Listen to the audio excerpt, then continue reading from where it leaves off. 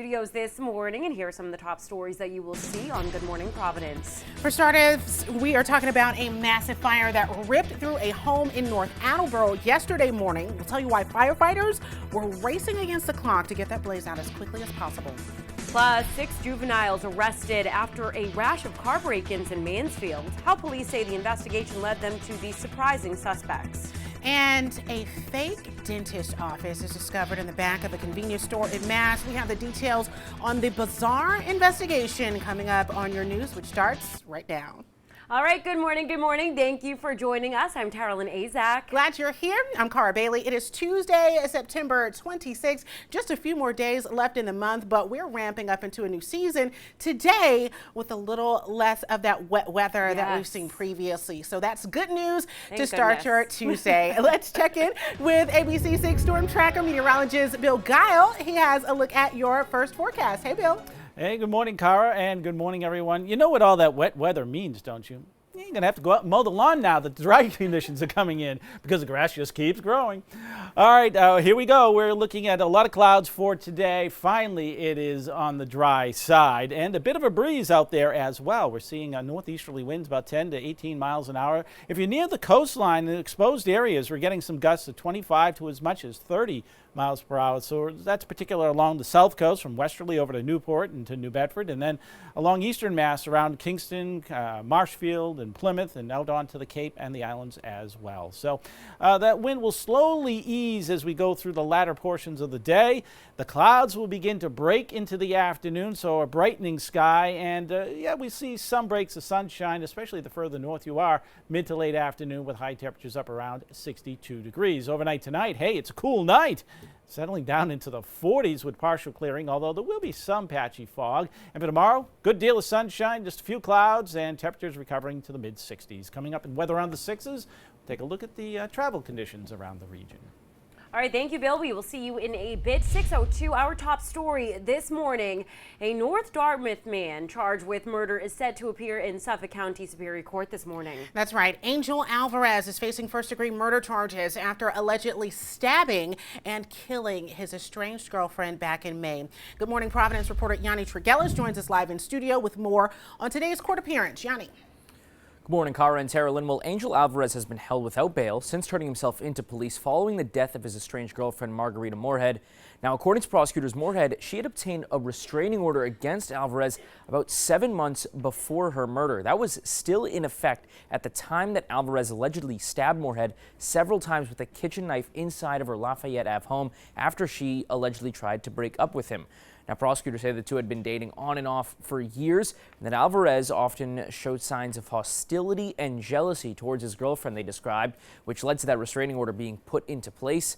Now, again, Alvarez has been held without bail since turning himself into police back in May after Moorhead's murder. He'll appear in Suffolk County Superior Court later on this morning to be arraigned on those first-degree murder charges. In the newsroom, Yanni Triguelis, ABC6 News.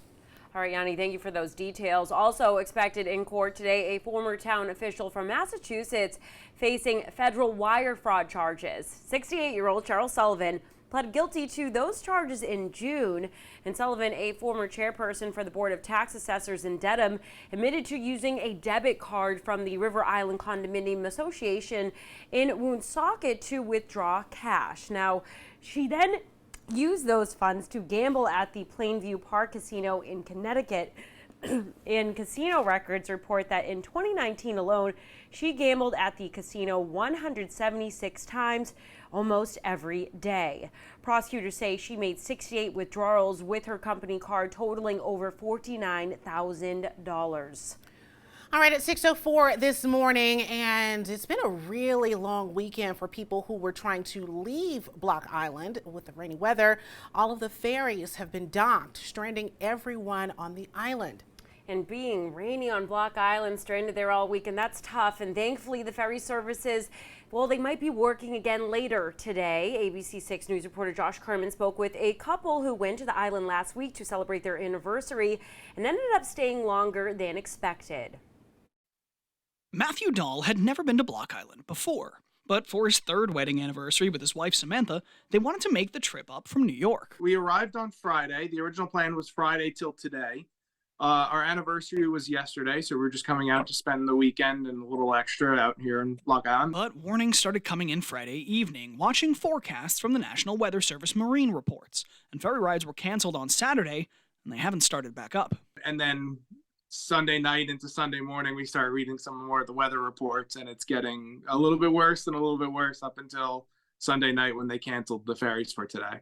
And we called like the planes, and they're not even running till Friday too. The Dolls say it's not the worst place to be stuck. Matt says he's able to work somewhat remotely, and Samantha's work has been understanding. They've also been able to extend their stays as the wait continues. I guess it's the one good thing about the ferries not running is there's no one to come in to check in. So we were able to actually extend the stay for a day or two. It's honestly not too bad. It's just a struggle of trying to figure out when to get home and how, and all the different options. As of Monday evening, Tuesday's ferries are expected to function as normal, with the ferry company announcing an increase in service to make up for lost rides. The Dolls are hoping to catch a ferry early Tuesday morning. In Providence, Josh Kerman, ABC 6 News. All right, and bringing you outside right now at 6:06, seeing those twinkling lights outside this morning and no rain on that sky cam. Let's send it over to meteorologist Bill Guile and see what's in store for your Tuesday. All right, a lot drier conditions. And we're about a half hour away from sunrise, so things will start to brighten up fairly quickly in the next hour.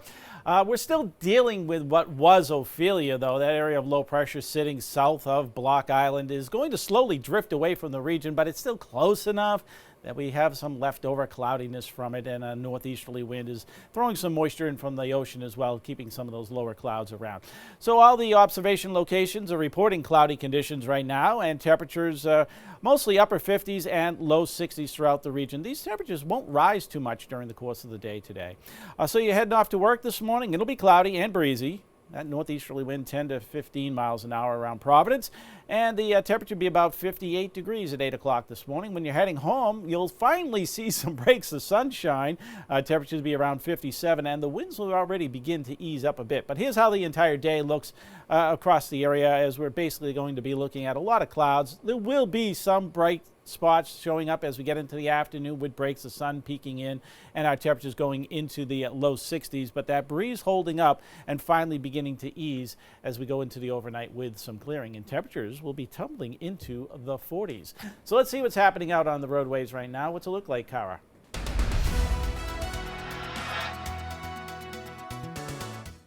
Well, Bill, here's a look at the 146. We are doing pretty good as we head further into our Tuesday. Things are moving fairly slow but steadily out there, and that is good news for you.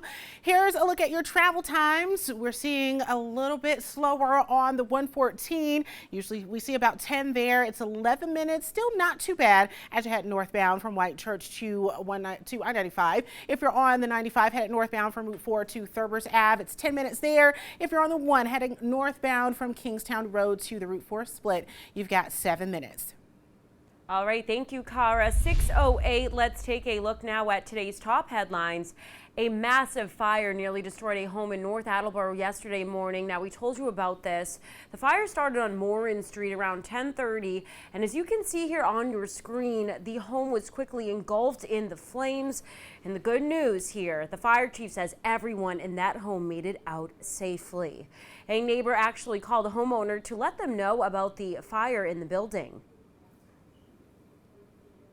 This is one of the larger fires we've had. Our town is a very congested neighborhood. As you can tell behind us, the houses are very close in nature. But the first new engine company, which is engine 2, which is right over here, put a hose line in between two houses, and they saved the house to the right of the firehouse.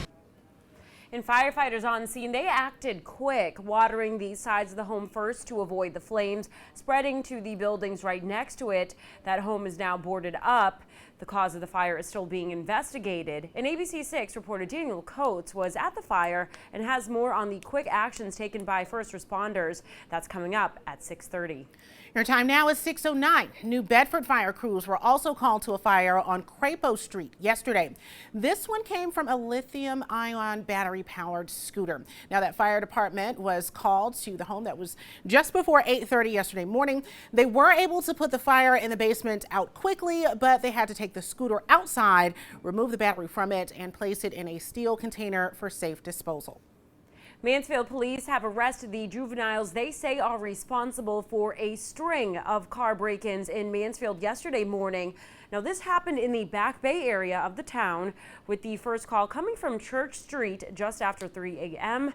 6 juveniles were arrested for the break-ins, and police say they face a long list of charges. That's including breaking and entering into a motor vehicle. And the Providence City Council is holding an important public meeting tonight to discuss the mayor's pilot agreement proposal with local colleges. Pilot, which stands for Payments in Lieu of Taxes, was announced back on the 5th of this month as a way for colleges in Providence to make payments to the city in order to maintain their tax-exempt status. Now, Mayor Brett Smiley met with leaders from 4 private colleges in Providence: Brown University, Johnson & Wales University, Providence College, and Rhode Island School of Design. He proposed the 20-year pilot agreement. Now, city council members have questions. They want to hear from you about the proposed funding plan. The meeting starts at 5:30 this evening and is open to the public.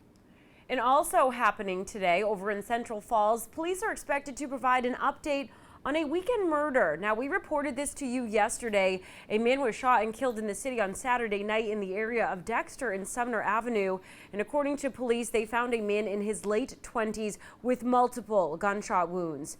He died at the scene, and we'll have that update for you on air and online at abc6.com when it is announced. 6:11 this morning, still to come right here on Good Morning Providence. A decision has been reached on what to do with Budlong Pool. The latest changes happening in Cranston. And plus, a Providence pilot is setting records while competing in national championship air races. Now, we talked to him as he landed yesterday. We have that for you.